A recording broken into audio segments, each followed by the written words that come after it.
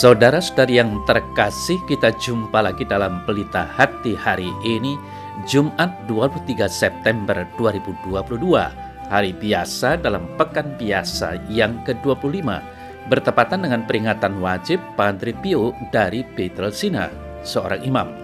Bersama saya Romo Thomas Suratno SC dari Paroki Cilanda, Jakarta Selatan, mendengar dan merenungkan sabda Tuhan, yakni firman Tuhan yang tersurat dalam Injil Lukas bab atau pasal 9 ayat 18 sampai dengan ayat 22.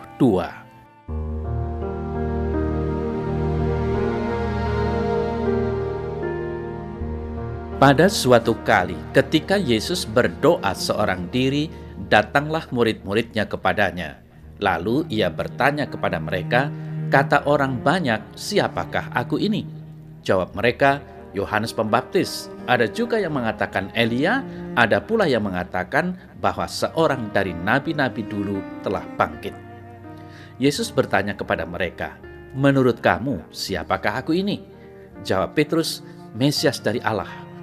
Lalu Yesus melarang mereka dengan keras supaya mereka jangan memberitahukan hal itu kepada siapapun. Dan Yesus berkata, "Anak manusia harus menanggung banyak penderitaan dan ditolak oleh tua-tua, imam-imam kepala, dan ahli-ahli Taurat, lalu dibunuh dan dibangkitkan pada hari ketiga."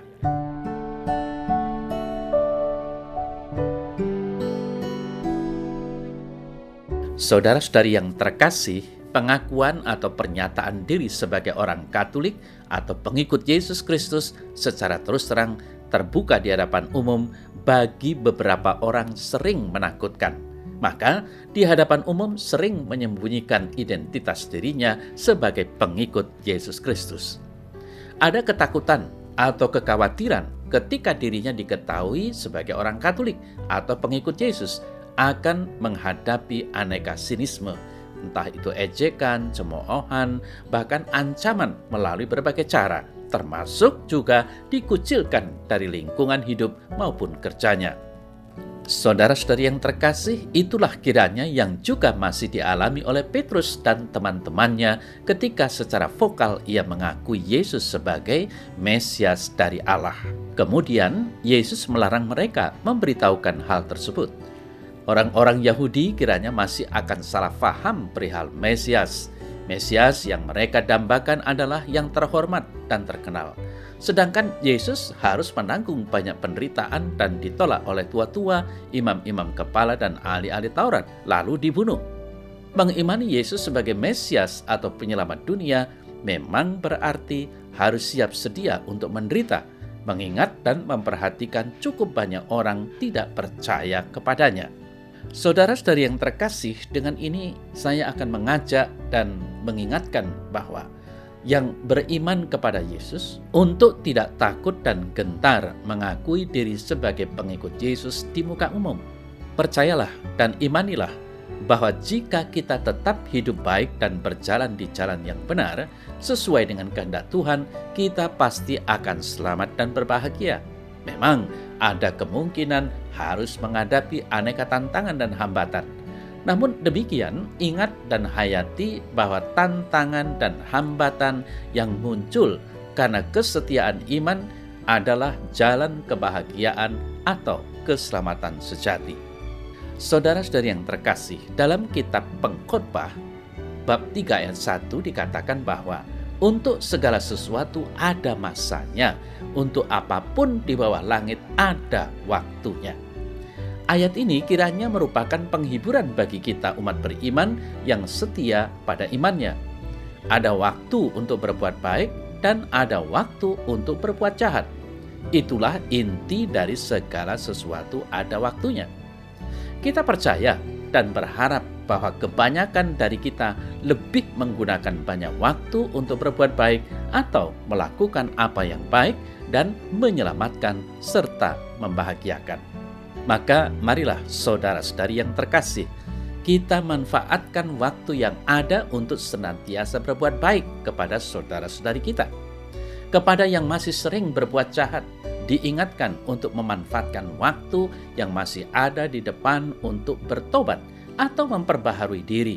Tiada kata terlambat untuk berubah menjadi baik alias bertobat. Ia membuat segala sesuatu indah pada waktunya. Bahkan ia memberikan kekekalan dalam hati mereka. Tetapi manusia tidak dapat menyelami pekerjaan yang dilakukan Allah dari awal sampai akhir. Pengkhotbah 3 ayat 11. Saudara-saudara yang terkasih, marilah kita mengerti, kita selami, kita hayati karya Allah atau penyelenggaraan ilahi dalam hidup kita sehari-hari, dimanapun dan kapanpun, karena Allah berkarya terus-menerus tiada henti.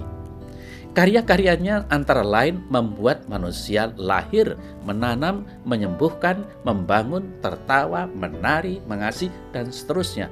Dengan kata lain, apa-apa saja yang membuat manusia selamat, gembira, dan damai sejahtera.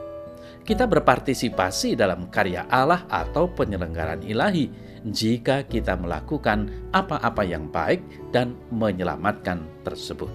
Saudara-saudara yang terkasih, marilah kita sungguh percaya akan Yesus yang adalah Mesias dan mewujudkan iman kepercayaan kepada Tuhan Allah kita itu dengan saling berbuat baik dan menyelamatkan serta membahagiakan. Apa yang baik, menyelamatkan, dan membahagiakan kiranya merupakan dambaan semua orang yang berkehendak baik tanpa pandang bulu.